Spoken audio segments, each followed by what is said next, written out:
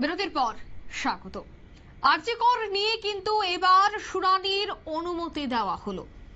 জানা গেছে কলকাতা হাইকোর্ট এই অনুমতি দিল, কলকাতা হাইকোর্টকে অনুমতি দিল সুপ্রিম কোর্ট। এই ঘটনায় পুনরায় তদন্ত চেয়ে কলকাতা হাইকোর্টে দ্বারস্থ হয়েছে নির্যাতিতার মা এবং বাবা। আরজিকর কাণ্ড নিয়ে শুনানির অনুমতি এবার কিন্তু সুপ্রিম কোর্টের, কারণ বহুদিন যাবৎ অভয়ার মা বাবা এই আরজিকর কাণ্ডের সঠিক তদন্তের দাবি তারা জানিয়ে আসছে। যদিও একজনের বিরুদ্ধে সাজা ঘোষণা হয়েছে, কিন্তু শুধুমাত্র একজন নয়, এর পেছনে আরো বহু মানুষ জড়িত রয়েছে। প্রত্যেককে একে একে জালি তুলতে হবে এবং প্রত্যেককে শাস্তি দিতে হবে।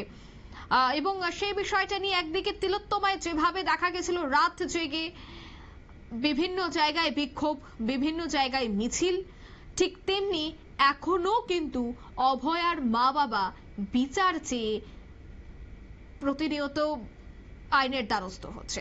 তবে এই মুহূর্তে কি আপডেট রয়েছে বিস্তারিত জানবো। টেলিফোন লাইনে এই মুহূর্তে যুক্ত হয়ে গেছে প্রতিনিধি রাজীব দত্ত। রাজীব, ঠিক কি জানতে পারছো?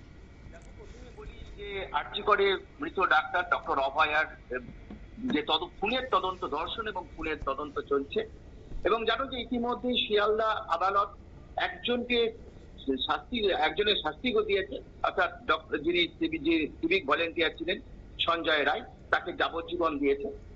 তো ডক্টর অভয়ার মা বাবা এবং সাধারণ মানুষ তারা কেউ এতে সন্তুষ্ট নয় এই তদন্ত নিয়ে। যে সিবিআই তদন্ত যেটা চলছিল, যে সিবিআই দোষীদের পিছনে আরো অনেকে যুক্ত আছে, তারা কেউ তাদের ধরা হয়নি এমন অভিযোগ কিন্তু হয়েছে।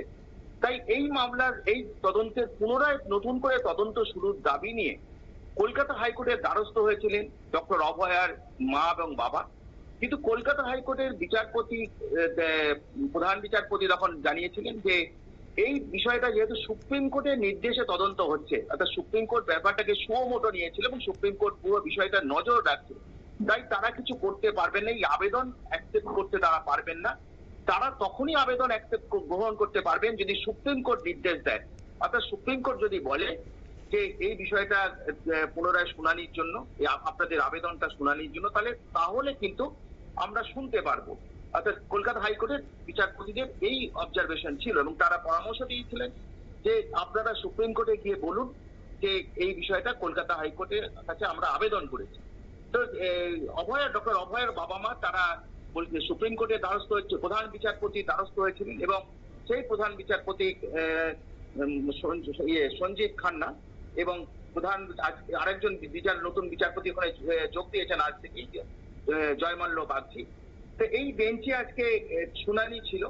শুনানির সময় তখন এই বিষয়টা ওঠে এবং ডক্টর অভয়ার মা বাবার যে আইনজীবী করুণা নন্দী, তিনি পুরো বিষয়টা তুলে ধরেন এবং তিনি আবেদন করেন যে কলকাতা হাইকোর্টকে অনুমতি দেওয়া হোক এই বিষয়টার শুনানির জন্য। কলকাতা হাইকোর্ট এখন পুনরায় তদন্ত হবে কিনা সেই বিষয়টা অন্তত শুনানি কলকাতা হাইকোর্টে হোক, কিন্তু বিচারপতিরা তারা সন্তুষ্ট হন এবং কলকাতা হাইকোর্টকে পরামর্শ নির্দেশ দিয়েছে যে তারা মামলা শুনতে পারে, কোনো অসুবিধে নেই, অর্থাৎ অনুমতি দিয়ে দিয়েছে কলকাতা হাইকোর্ট এই মামলার শুনানি করতে পারবে। অর্থাৎ এরপর কলকাতা হাইকোর্টে শুনানি হবে, অর্থাৎ তারপরে কলকাতা হাইকোর্ট কি নির্দেশ দেয় সেদিকে নজর থাকবে যে এই পুনরায় নতুন করে তদন্ত হবে কিনা, এইসব তদন্ত সেটা কলকাতা হাইকোর্টই এই শুনানির পর নির্দেশ দেবে।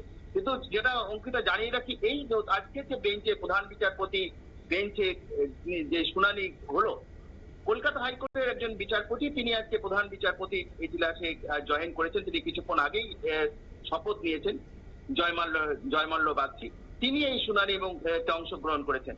এখন দেখা যাক এই মামলা এবার কলকাতা হাইকোর্টে শুনানি হবে, অর্থাৎ কলকাতা সুপ্রিম কোর্টের আর কোনো আপত্তি রইল না। এরপরে নতুন করে তদন্ত যে আবেদন নিয়ে তারা কলকাতা হাইকোর্টের দ্বারস্থ হয়েছেন, কলকাতা হাইকোর্ট এরপরে কি নির্দেশ দেয়। কারণ তাদের অভিযোগ, ডক্টর অভয়ের মা বাবার অভিযোগ, এবং শুধু তাই নয়, তার বহু ডাক্তার সংগঠনের অভিযোগ যে এর পিছনে অনেকে যুক্ত।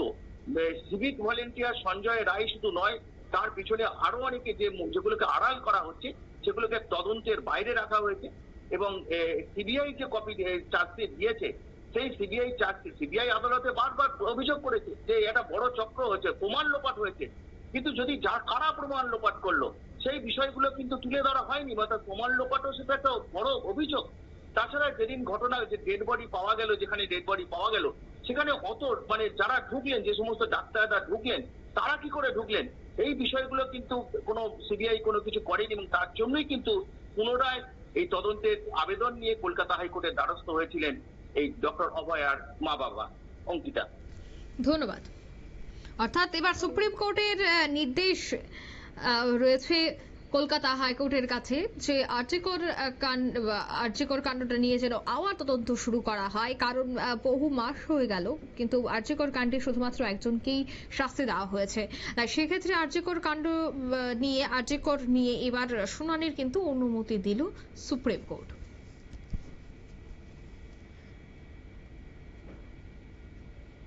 নিয়ে নিচে ছোট্ট একটি বিজ্ঞাপন বিরতি, সঙ্গে থাকুন।